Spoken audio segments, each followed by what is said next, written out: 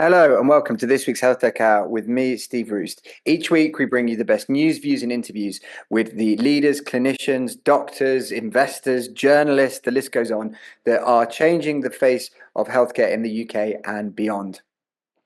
As regular listeners will know, I am a CEO and co-founder of a health tech venture myself, which is called PocDoc. PocDoc and our Healthy Heart Check are now the number one diagnostic product on the high street, available in Boots, Superdrug, and other retailers.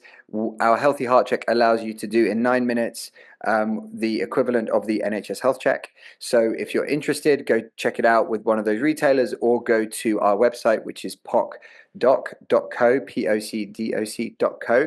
We also work extensively with the NHS across the country, and if you're lucky enough to be in one of those areas, you may well be able to get a healthy heart check for free at the point of care. So if you're interested, like I said, pocdoc.co. And thank you very much to everybody at PocDoc for supporting the show on an ongoing basis.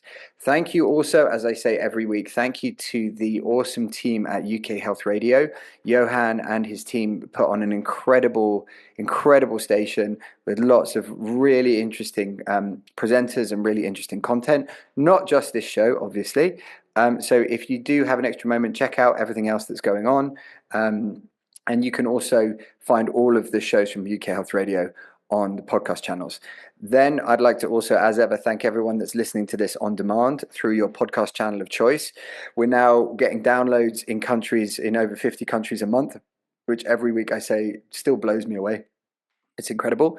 And thank you if you're watching this on YouTube or on my Instagram channel, which is at Steve Roost, which is where we take some of the best bits from each show and we put the clips out. And yeah, some of the stuff that's blowing up at the moment, some of the clips from our show with Dr. Ammar Ahmed, who's one of the UK's leading GPs and kind of technologists, is really blowing up. There's some pretty spicy comments going on there around some of what he's been talking about GPs and the reality for GPs. So that seems like it's stimulated quite a lot of debate. So check that out if you can. So today I'm actually broadcasting live from the Tony Blair Institute. For those of you that don't know, I think probably a lot of people listening know who Tony Blair is. That wasn't what I was going to say. But the Institute has become one of the leading global voices in disease prevention, particularly around things like cardiovascular disease, which is very close to my heart and obviously what we focus on at PocDoc. So it's an honor to be broadcasting live from the Institute. What a cool thing to be able to say. The last show that we did was with Richard Harrison, who is the healthcare services manager at ASDA, and he's a community pharmacy veteran. I love community pharmacy. It's where we started with PocDoc. We owe community pharmacy a huge amount. So if that's your bag, go check that show out because it was really, really interesting. But on to today's show. Now, what we've always been really lucky with on the Health Tech Hour, obviously my producer Arthur is phenomenal, but a lot of the time I got to admit we're quite lucky. We get lucky with timing. So on today's show, we have I would say probably the absolute perfect guest for the period of time that we find ourselves in right now as far as the NHS is concerned. So anyone in the NHS or working with the NHS or connected to the NHS is very, very interested in what's about to be published, which is the 10-year plan. Now, there's probably a lot of people listening that are like the what now, which I totally understand. But if you're in and around healthcare, you know what the 10-year plan is. There's a lot that we don't know. In effect, the 10-year plan is the government's vision for what the NHS will look like over the next 10 years. So everything that you think about with the NHS, that you worry about with the NHS, from GPs to surgery to whatever else it is, mental health, children's services, everything, this is the vision document about what the healthcare service looks like for the next 10 years. There's a lot we don't know. In fact, we don't know anything really. But one thing we do know for sure is that innovation is at the heart of everything to do with the future of the NHS. So whether that's prevention, prediction, AI doctors, AI scribes, genomics, whatever it happens to be, it all crosses over into this area of innovation. And my guest today is in effect the tip of the spear when it comes to innovation in the NHS and working with, on the other side of the table, innovators in the UK and internationally to help translate the NHS needs into the private sector. So on today's show, we have Richard Stubbs, who is the CEO of the Health Innovation Network, York and Humber, and the chair of the National Health Innovation Network.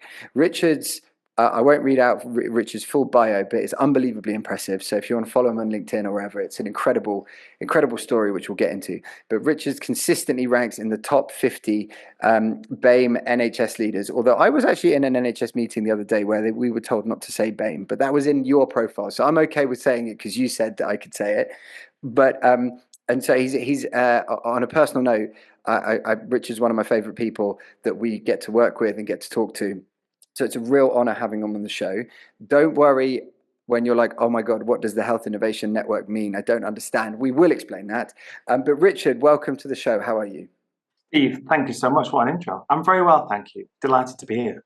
We do well on this show, and intros, we do well on this show. Excellent. Well, 2 out of 2.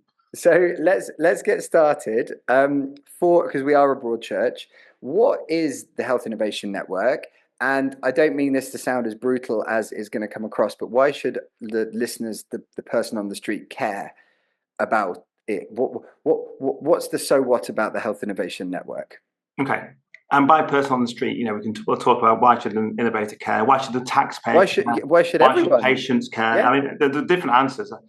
I mean, simply put, let's start with, who are we? What do we do? Health Innovation Networks. We're the artists, formerly known as the Academic Health Science Networks, or the AHSNs. You may, if you've been around the health space for the last 10 years, have heard of the AHSNs. And in effect, about 18 months ago now, we branded to Health Innovation Network, or HINS, as we are not allowed to call it, but ultimately we do, because everybody else does. It's just, we have to have an acronym, don't we? I can neither confirm nor deny that we say HIN. Yeah, me too. But at least if you don't say AHSN anymore, we're not allowed to say that. But, as I said, we've been around actually for quite a long time now, which is an interesting story in itself, in the sense that, the NHS constantly reinvents its infrastructure. We're constantly in a period of change. I'm sure we'll talk about that. And actually, whether we're called AHSNs or HINS, we feel like we're now part of the, permanent infrastructure, because there's a big job to do. And that job is about the innovation adoption challenge. So although, the UK has a really rich R&D infrastructure, the government invests an awful lot through, various bodies, Innovate UK, UKRI, the National Institute for Health Research, and many, many others, as well as the private sector. We exist because, despite all that great work, the NHS is really slow at the uptake of innovation, and it needs our help. And that all came about as a result of a really important policy called Innovation, Health and Wealth, which was November 2011, which feels like a very long time ago now. Wow, but if you do happen to see an archived copy of Innovation, Health and Wealth, it's still worth a read, because a lot of the challenges it frames in terms of why aren't we great at this in the NHS are still relevant today. And AHSNs before us, and now the HINS, we were created to fix that problem. So the day job, you talked about translation in your opener, Steve. The day job is absolutely, stepping into that space, with our NHS colleagues, but also with our industry colleagues and our academic colleagues, and saying, how do we practically make good stuff happen faster? And that's pretty much what it says on the badge. And how does that improve the situation, either tangibly or intangibly, directly or indirectly, for patients? Yeah, basically. And I think one of the things that you need to understand, so what, what's the benefit, is that, I mean, it's a cliche, isn't it? But there's no such thing as the NHS. And from a patient point of view, from a citizen's point of view, I think if you're outside of that, it seems like a really bizarre thing to say. But actually, this isn't a single organisation. The NHS exists as an ecosystem, various different ways to describe it. But what it isn't is some kind of hierarchical corporate service where good innovation can cascade from the top in a seamless way. However, we need to make sure it does, because actually something that's invented in Devon and is fantastic for patients needs to also be fantastic for patients in Newcastle. And so we need to fix that problem, and that's why people should care that we exist. One of the things that we're trying to avoid here is the constant reinvention of good practice. You know, the NHS is great at the invention piece. It's great at creation. Clinicians, by their very nature, are hugely curious, hugely smart people who will see a problem, own it, and go after trying to create their own solutions. What we're not great about is saying, hang on a minute, wait, let's look down the road. Maybe there's something that already works. Maybe UK's taxpayers have already invested in something which is fit for purpose. We can import it here, and actually it's going to do the job for us. Let's have that conversation first before we kind of go and do the reinvention piece. And that's one of the problems we're trying to solve, because it's unaffordable. You know, we can't reinvent the wheel 400 times a year. We've got to think about, actually, great practice happens everywhere. Let's get that culture of spread happening. It's better for patients, but it's also better for clinicians, and also it's better for the taxpayer. And when the AHSNs were created, I mean, my perception, the story I like to kind of to fall back on is sort of like, if you think about, I don't know, if you were building an HR SaaS business to sell into Amazon or something, or, you know, like, if you were building an HR SaaS solution to sell into employers of over 5,000 people, there isn't an independent body that's created to help you do that, you know? So actually, the fact that at some point some group of people got together within the NHS or the central government and said, no, we really should create this entire network of institutions, I think is actually one of the most forward-thinking things I can remember in the NHS. I mean, I think that was quite a big decision, right? No, huge decision. I think you're right, really forward-thinking. I think one of the things that was really forward-thinking about it, and I think ultimately when you look at, you know, some of the great things that have happened in the NHS, you don't have to go far to see fingerprints on it. You know, people like Lord Darcy, Ara Darcy, you know, was absolutely there at the start, at the birth of these things. Some really, really good NHS leaders like David Nicholson and others. But it was really forward-thinking, and it was forward-thinking to allow the HSNs or the HINs now to be either part of the NHS or not part of the NHS, and that's quite an interesting place that we inhabit. As you say, we're not quite independent, I would say. You know, we're commissioned by the NHS to deliver for the NHS, but there's something about the fact that, you know, if you think about my job as Chief Executive of Health Innovation Yorkshire and Humber, you know, my organisation is a not-for-profit company limited by guarantee. It's effectively an SME, and that gives me huge empathy for the world of innovators and SMEs. You know, I have the same issues with NHS England in terms of late payments, no payments. You know, looking at the cash flow, you're thinking about the leaks coming through the roof and how you're going to fix them. You're thinking about, you know, do I need to lay people off this month because I can't actually guarantee to my board that we're a going concern. These are all things that we face, and I think that's annoyingly quite helpful. Rather than maybe part of the more bureaucratic machinery that the NHS can sometimes fall into.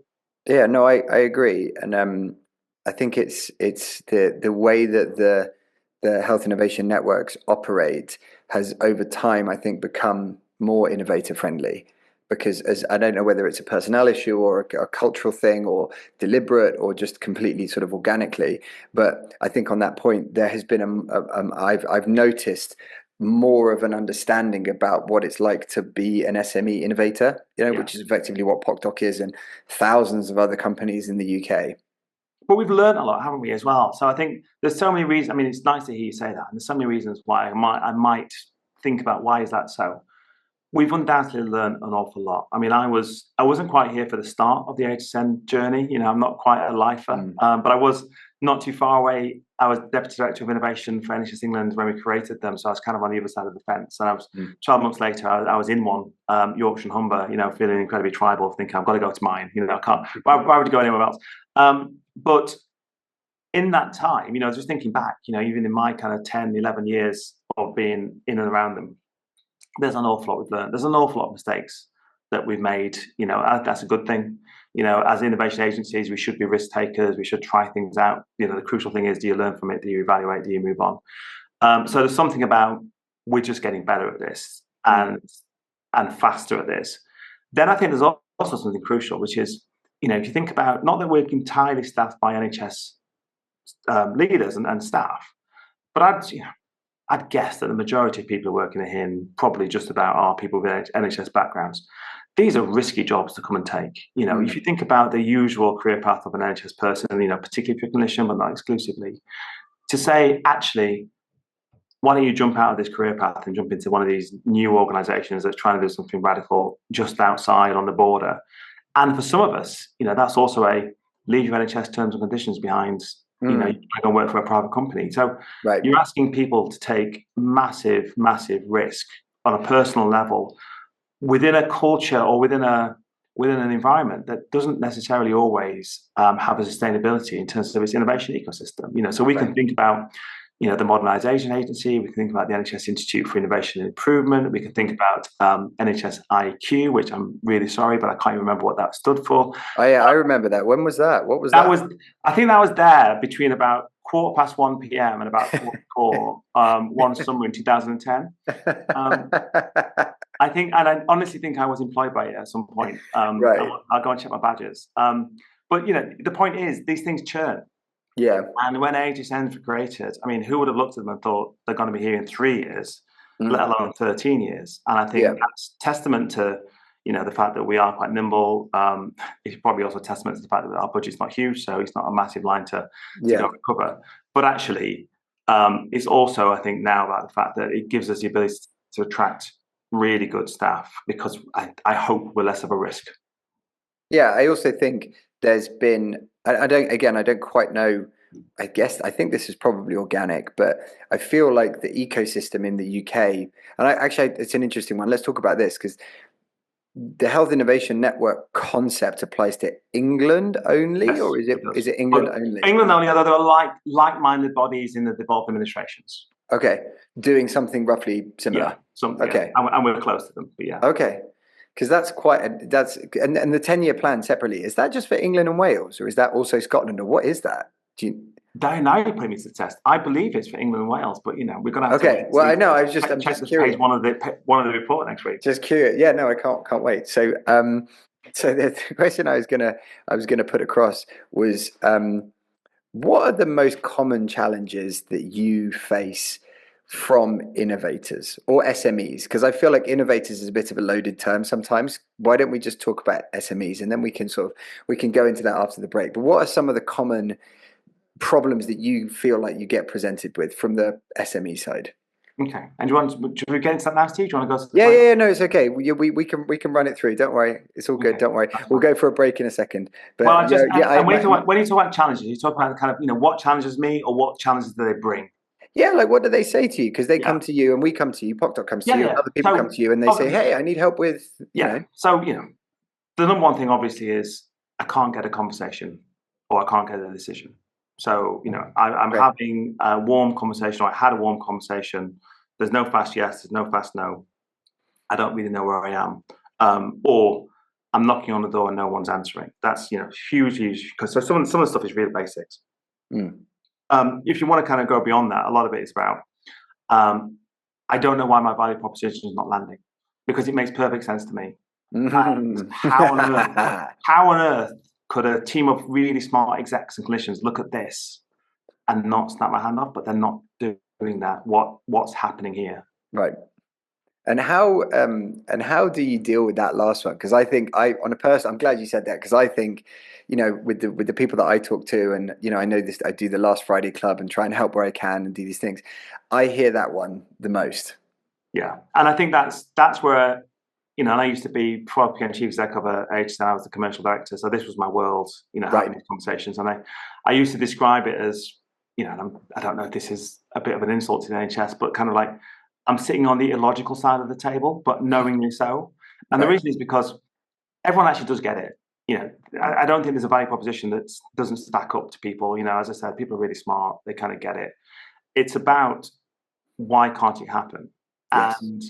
And it's also about the fact that innovators, quite rightly, in my view, are absolutely 100% focused on their particular innovation. It is always the silver bullet. It is always the thing that's going to be, you know, you guys need to talk about this first. It's a priority for you. And that's obviously comes from a place of passion, but it also comes from a place of, you know, wanting to have that kind of market share, wanting to really get into it in a big way. So I think you need to think about that in terms of that's not the same for the NHS. The NHS has a different set of priorities. The NHS Yep. is saying, we get it. However, what you can't see is this, there's an in tray a mile long and the in tray is on fire. Mm-hmm. So whereas I'm really excited about this isn't putting out this fire and it's not getting down the in tray. So if we ever get to the bottom of this, we might give you a conversation. I think however, you can describe yourself as the fire extinguisher, then we might want to have a talk. Yeah, one of the stories I like to tell about PocDoc that ties into this is, and then I know my producer's waving at me madly to go for a commercial break, so apologies about that, Johan, but just let me spin my yarn. And then we when we first started the company and we got the tech, we knew what the technology could do, and we were going out talking to people. When we within our patient groups, and we spoke to a lot of patients, I mean hundreds of hours, almost exclusively, everyone said, oh my goodness, this would be so much easier if I could just go to my GP and they did this instead of doing a lab test, and then I have to go back for the results, and then I have to come back again to go, I could do it in 5 minutes. That'd be incredible. I would love that. And we thought, oh, well, that's a great opportunity with GPs. GPs are going to really like that. They're going to be really keen on that. And so then we sort of shuffle off to go and speak to some GPs, and they're like, nah, we're not interested. But we couldn't quite get under the skin of why. And it was only when we started to talk to some of the health innovation networks, particularly Northwest Coast, and in a guy called Indy Singh up there, who's an absolute legend. Shout out Indy, and Mike Kenny and Phil Jennings, that we uncovered that GPs get lab testing for free, in effect. So why would they pay for a way to do a blood test of any kind when they get lab testing for free? And we were like, oh yeah, there's no business model there, is there? That doesn't make any sense. So then we went off to figure out who the people had the fire, and where that was. So that we went through that process. So I totally empathise. Right. So we will go for our first commercial break now. And we will be back after that with my guest today, Richard Stubbs, who's the CEO of the Health Innovation Network York and Humber and chair of the National Health Innovation Network. We will be right back. Hello, and welcome back to the second part of today's show with my guest, Richard Stubbs, CEO of the Health Innovation York and Humber. So, Richard, that was a great introduction into the whole area of NHS innovation and why it matters and why it should be something that matters to everybody listening, because we can't keep doing the same things. There's lots of amazing innovation in the system of all kinds, and one of the big bets, I guess, here is that we do more of it more efficiently, right? Is that sort of? I know that you aren't an author of the plan, but I assume in your role you've had an opportunity to pass your feedback on. And so, how important is innovation to the next 10 years of the NHS, in your opinion? Yeah, so in my opinion, I would say this, wouldn't I? But yeah, of course. Opinion, but I mean, you're a bit biased. But yeah, I am biased. But I genuinely hope that, even if I wasn't doing this job, I'd have the same answer, which is I think is absolutely essential. You think about, I don't know what the 10-year plan is going to say. You're right. We've had a great opportunity to input. I did hear, and this is an exclusive because I shouldn't have heard this yesterday, but they're on version 11.5. So we'll find out what the final version is when it comes out, I guess. But whatever it says, we know that innovation is going to be threaded all the way through it. And I think that's pretty obvious, because we're not going to get ourselves out of the current challenge we're in by growing an extra 400,000, 500,000 workforce and being able to afford them in the next 2 to 3 years. It doesn't work like that.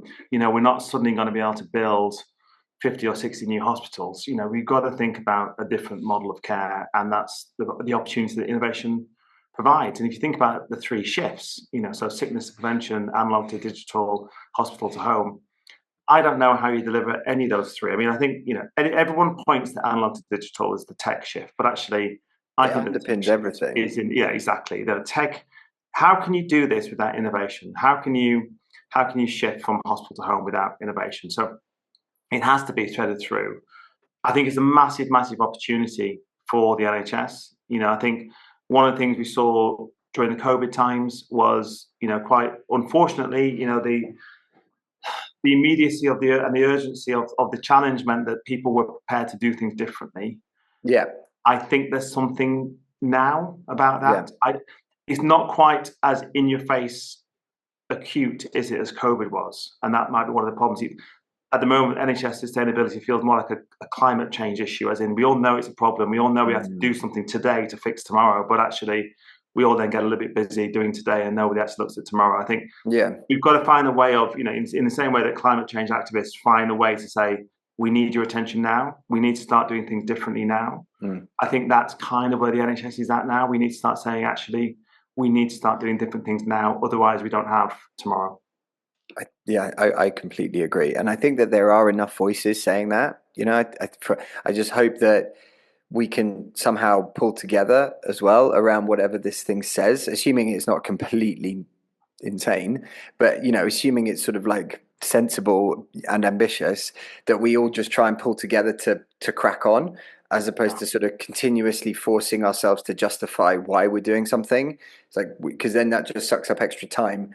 I don't mean me, I mean sort of senior people in the system that need to be really focusing on doing what they think they should be doing, not continuously justifying why they're doing that thing in the first place. Yeah, and I think what you'll find is that, from what I hear, again, I haven't seen it. I got within 3 feet of it at Confed. Before you were tackled to the ground. I was told he was in a bag next to my feet. But that's the closest I got to the draft. I think what we'll find is you'll talk a lot about the next 3 years. Obviously, the NHS works a lot on election cycles, so inevitably there's something like the 3 years, but also there's something as well, even without an election cycle, there's stuff that needs to be tackled now. I think the 7 years beyond that, I think you'll talk in more vision terms about that. Yeah. But actually, what I think the trick is to make sure that we don't start tackling that kind of 3-year horizon challenge in the way we've always done things, and think that innovation is then to be saved for that kind of blue skies vision. Wouldn't it be great if, right. We've got to say, great, there's a 3-year fairly operational challenge in front of us, and I think that'll get really, really laid out in terms of what the priorities are. The priorities will be the elective backlog, it'll be cancer, it'll be urgent emergency care, but we've got to tackle them differently. We don't just sweat the assets as we have done in previous decades to get waiting lists down. Yeah, that makes sense. So I want to pick up on something you said earlier on in the show around, I think you said something sort of like, the NHS is slow at adopting innovation at scale, or something like that. Yeah. That statement sort of implies a comparison, if you like. So what are we comparing the NHS to, and what do we hope it could be? I mean, I say this because obviously I've been around the world in various different ways talking about what we do, and had lots of different people from different parts of the world who've had lots of different experience on the show, and it doesn't appear to me on the first face of it that compared to some other systems in other countries that we are demonstrably slower. So what how do you kind of think about this? I know people, we all think it's slow, and I'm an innovator, I'd love it to be faster, and there's waiting lists and it's difficult to get a GP appointment. I'm not denying any of that, but I don't know if it's much better anywhere else. It's a really good improve. And it's a really, really good challenge, Steve. And I'm the same as you. You think, well, point me to the benchmark, point me to the exemplar, and we'll go off and learn about that. I mean, I think there are, as always, I don't think there isn't a single country that says we've got this. Come and look at how we do it. I think there are probably pockets of good practice elsewhere. There are, particularly, I think, in terms of alignment of payments and incentives with the behaviour you want to see, with the procurement you want to see. I think, there's areas there that you could point to. I think there's areas in other countries where you'd point to more of the I suppose the social capital, social responsibility models, where you think, well, actually, that's how you keep the prevention agenda alive. That's how you can invest in that. So this is probably a buffet, isn't it? Yep. It's not. We're not about to say this is a restaurant we're going to go and eat at. We're going to say this is the buffet. Let's take our pick. But I think in terms of the the slow and low accusation, I think it's an accusation that we largely level at ourselves to say, even without an international benchmark, we should be better at this. Even without an international benchmark, there should be less friction in the system, and we shouldn't perhaps have the duplication of effort that seems seemingly there for us to get to the outcomes that we want to get to. Yeah, and I think that there is a lack of, and people sometimes, as you know, people sometimes give me a hard time about saying stuff like this, but I feel like we should, or the system should give itself some credit for setting those targets. Like, it doesn't have to do that. it doesn't have to have health innovation networks that try and help. Most healthcare systems that I've seen don't have that doesn't exist. There's no one in Germany trying to help you work with the insurers, similar. So I don't know. I just feel sometimes I don't know. I don't know whether it's like an expectation or whether it's, I don't know, sort of not lack of gratitude or anything like that, but it's more just being aware and being thankful for what does exist. Yeah, I think you're right. And maybe it's a British thing, isn't it? That we all kind of look at ourselves and say, oh, if only if. And I think about, I've had a background in, I've done quite a lot of international health stuff in my NHS career, which has been a real privilege. The amount of contacts who come to me now, even as recently as last week, from different countries saying, how can you help us to form something that looks like you guys? Or, we think we're doing something that's similar. Let's talk about how we can partner. So I think it's a model that has huge international interest. And like you say, hasn't really been achieved in many places. No, and maybe we should be just, I talk about banging the drum all the time. Maybe we should be banging the drum more about this as a UK asset and actually. I think that there's an element of exporting it. I think that you wouldn't find many people in the innovation community in other countries saying, "Oh, I don't want people to help me."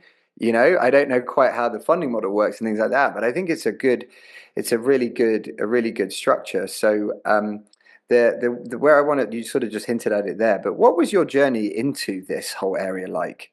Because you've been in the NHS ecosystem for a while now, but was that always the vision, or where did that kind of come from? No, I had no idea what I wanted to do.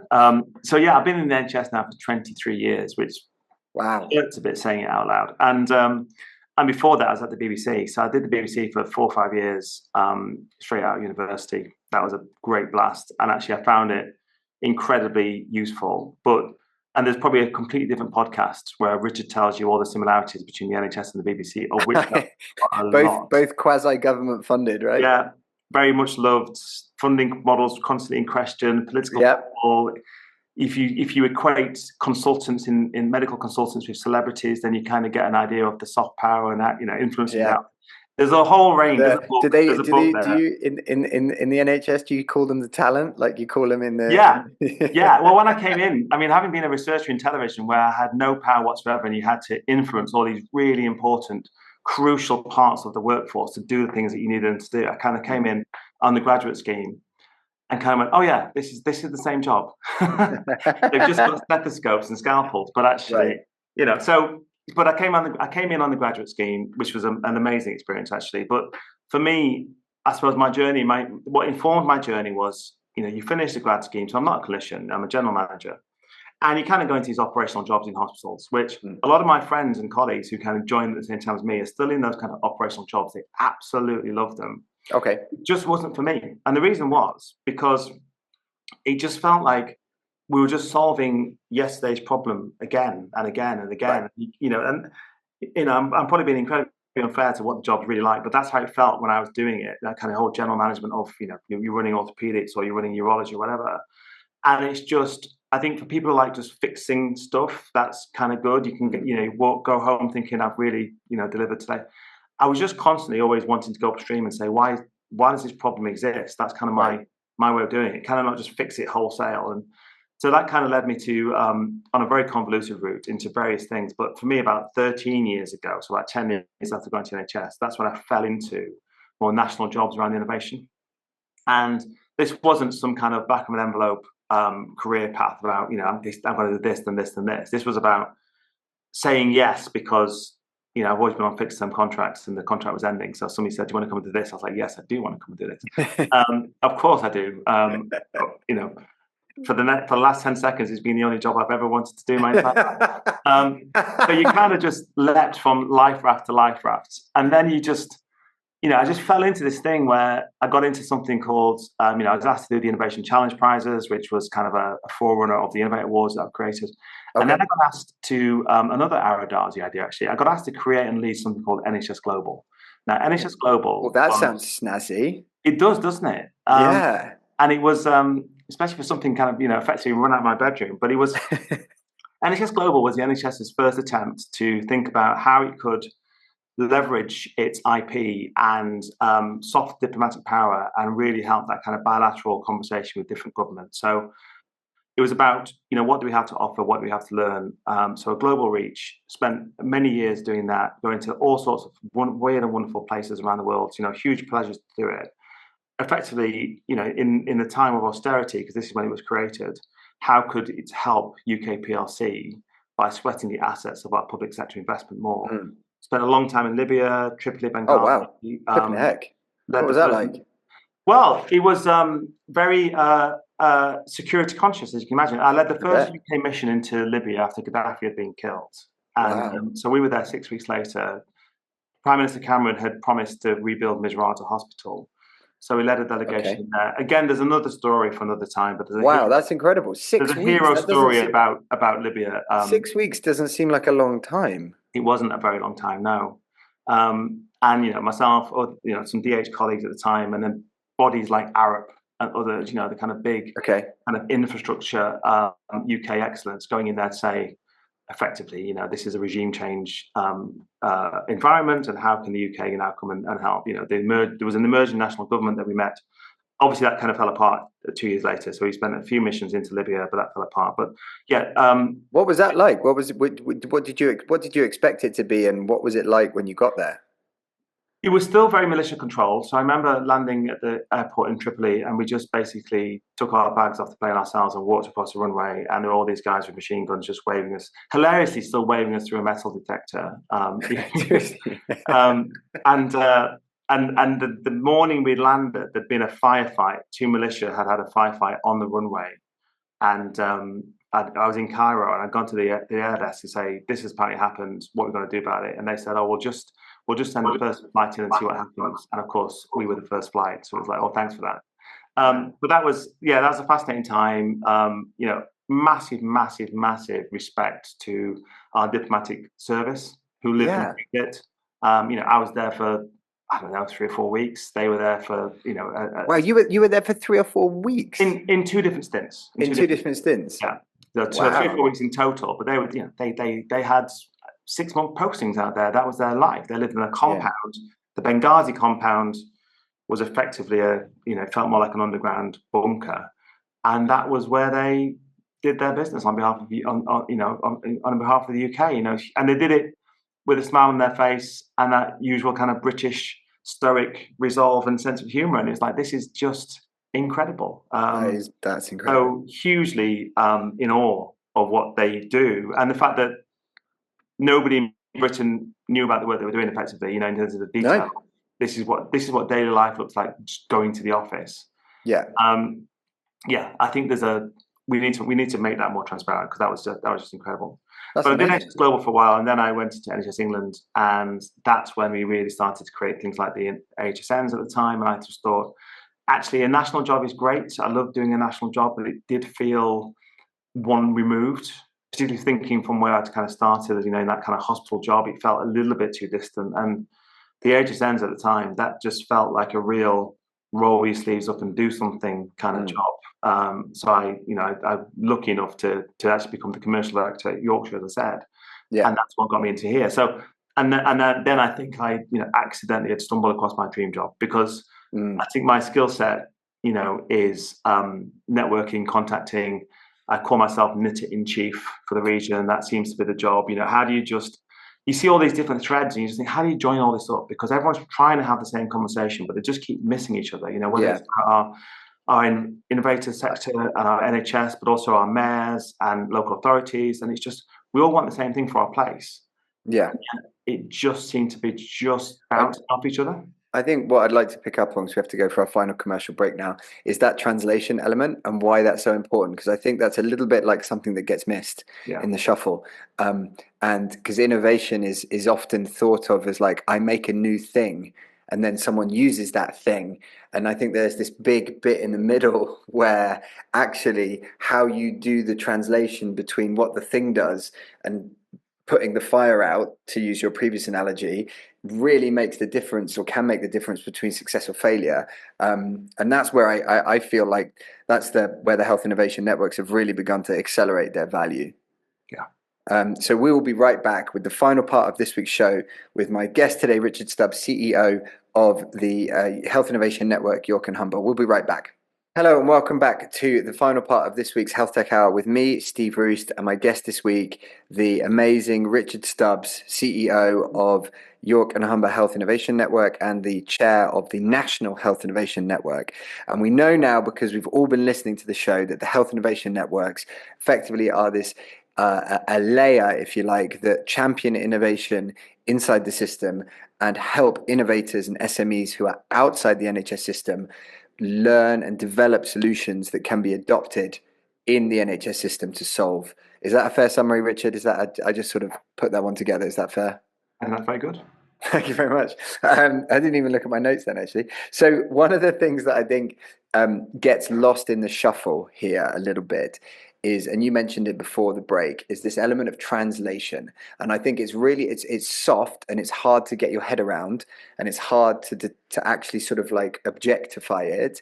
But I think it's one of the most critical things that determines the success of innovation in the NHS from what I've managed to observe. I'm not talking about PocDoc, I'm talking generally. So across the last couple of years of doing this show and doing the Last Friday Club, I spoke to 300 or 400 different entrepreneurs, and the ones that have succeeded the most are the ones that can very clearly map what their innovation does onto a very clear need in the system. Yeah, I think that's exactly it. And I think we underestimate how important that is. And, the NHS is a very pressurized, busy place. If you're going to make that elevator pitch, you've got to think about that first 10 seconds has got to be about the problem that the person in front of you's got, not the tech. I think one of the things that I think is to my advantage is, I'm not a tech person, I'm not a scientist, I'm not a clinician. I'm kind of sat in a real basic level of, is the thing you're talking to me about going to be of interest to the person I want to go and talk to about it? And that's kind of where I stay. So sometimes innovators will talk to me, with huge passion and love about, the data, or I don't know, what amazing tech they've got in this particular smartphone app that they developed. It's all great stuff. And, I'm usually kind of hanging on to the coattails of some really clever people trying to follow the science. But really what my brain is saying is, how do I take this conversation to somebody in my patch and say it in a way that is relevant to them? Which probably 90% of what's been told me is not going to make that conversation. And also that person may be, for example, a really senior consultant that's just coming out of surgery or just going into surgery, or or is running a ward, or is doing all kinds of really difficult, director of really finance complex who's just things. been told he's got to cut his running costs by 50%, and right. So what there's different ways into this, but usually, almost certainly, particularly that first kind of conversation, almost certainly none of it is about the tech. Right. That comes later. The NHS is an incredibly evidence-based place. You're going to have to earn the trust of some, sometimes slightly risk-averse for good reason people to say this thing is better than the practice you're doing now. But for that initial conversation, it's got to be about this thing sorts your problems out in the following way, and that particular problem it's sorting out is the problem that's most important to you right now. Yeah, that makes sense. And so, like, how receptive and open do you feel like the innovators and founders are to receiving back the reality of that message sometimes? And what responsibility do you think the SME community has to sort of take that feedback and work on it, as opposed to sort of, I don't know, telling you you're wrong? I don't know. Well, I mean, obviously quite a liberty to do that. I'm wrong about most things, but I think they're not I didn't mean you specifically. No. But I think they're wrong. They're not going to get very far in the NHS. Would be my kind of pushback to them. I think there is a responsibility. I mean, I completely get why this happened. If I'd have spent 3, 4, 9 or 10 sometimes years of my life on something that I was incredibly passionate about, that I genuinely believed is at the heart of, really transforming patients' lives. And I'd done some amazing things on the tech, whatever that may be, to make something happen that perhaps nobody's made happen before. you gotta, we all want to be able to tell that story. We all want to say, Yeah. look, this is my victory lap. Let me Yep. tell you about the thing you're holding in your hand, Yep. And so the appetite for doing that is obvious. And as I said, there is a time for that conversation, but it's probably not the first conversation. So Right. it is about understanding that the people that we're trying to pitch to have no real interest in where it's come from. They just want to know what it's doing. Yeah. And I think that's really insightful. It needs to be in a language that they understand, and it needs to be on the agenda that they understand. If you look at things like ambient voice technology, at the moment, ambient voice technology. Which, by the way, let's just explain to everyone what that is before. Yeah, so go on. Ambient voice technology, using AI tools to listen in on, let's say, a patient-clinician conversation that's happening in clinic, and using the information that it hears in the English language to be able to then populate various bits of administrative requirements, such as the patient record, such as diagnostic tests that need to be ordered, and such as the patient letter, the GP letter to be sent home. It does it in a way that means the clinician has to review a draft rather than compose a letter from scratch, and the productivity, the time saved, is literally amazing. And I think we're only in the foothills of that.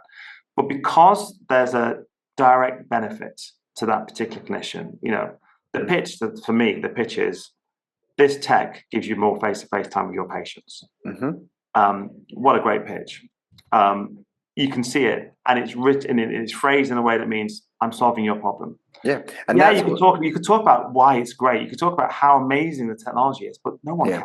They just want to know. The truth, exactly. They don't care about how it works. They just care that it does work and the impact that it has. Yeah. And actually, on the thing with ambient scribes, is what's really interesting, as far as I know, is like a lot of the GPs and clinicians basically just started using them. Yeah.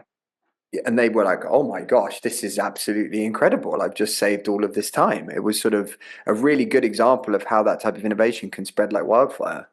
And we need to look into this, because I asked that exact question to somebody very senior in NHS England yesterday about, how do we almost like leverage this new culture of adopting AI tools in a very organic way? Yeah. And, the answer back was, this is working because it's easy to use, and people see a direct benefit back to themselves and their workflow. Yeah. In the same way that we would, any human being would say, can I install it easily? Is it going to help me in a way that I feel?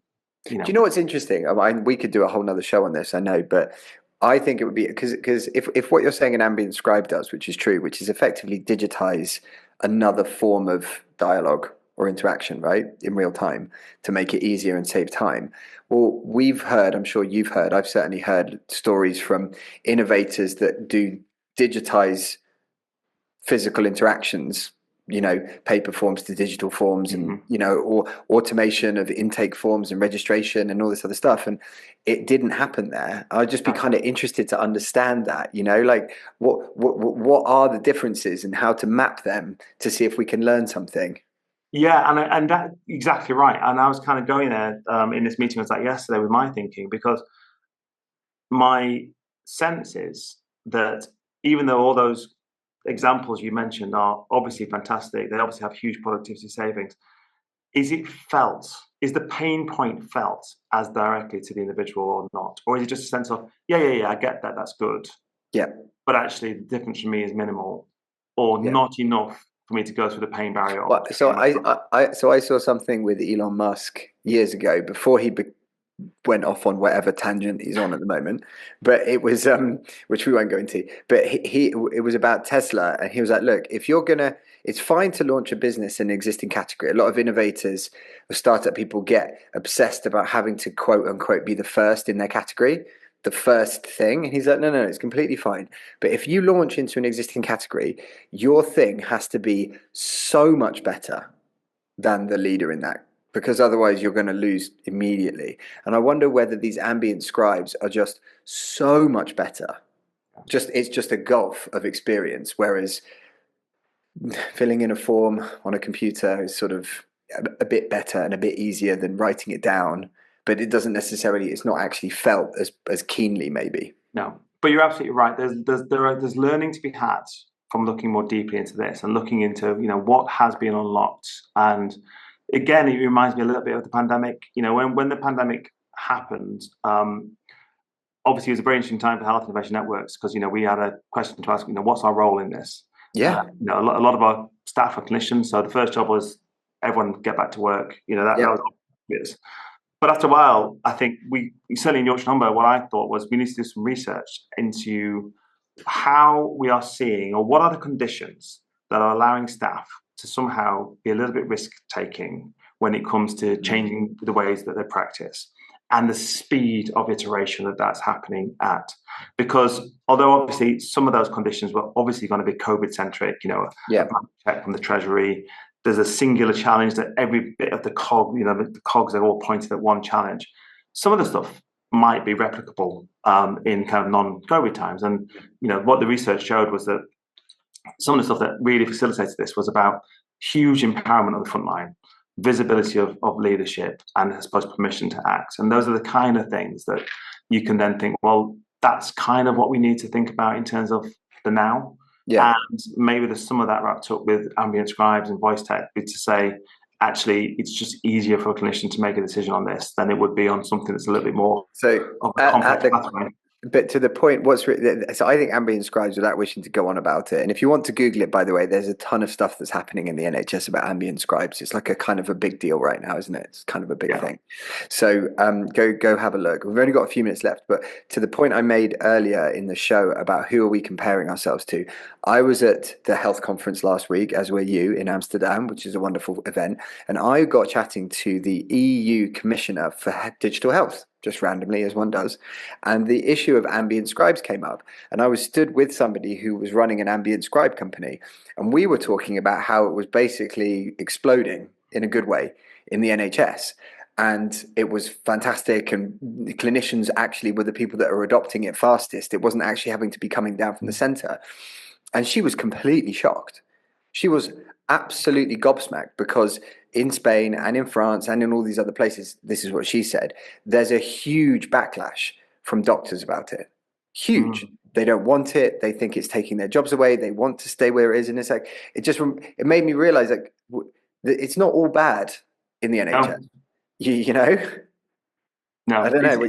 It's really interesting. I mean, today I'm at BMA House, in London, and I was at a Health Foundation event this morning where I was basically asked on a panel to talk about what the future holds and what the big challenges are for the NHS. And one of the things I talked about was we're going to have to get real about trust in tech, and tech in its broadest sense, but AI in particular.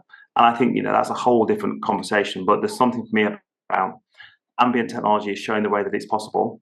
But actually, there's so many other use cases for AI and other bits of tech where we haven't yet got the workforce behind it. We haven't got the patients behind it. We haven't got the statisticians behind it. And I think if we're really going to get the benefits of the innovation that's in our pipeline, we're going to have to think about that conversation. I completely agree.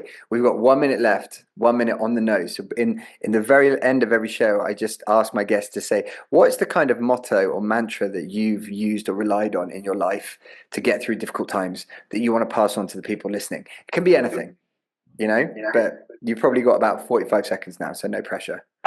No pressure at all, and no warning either. Yeah, I think it is probably something along the lines of "This too shall pass." Right.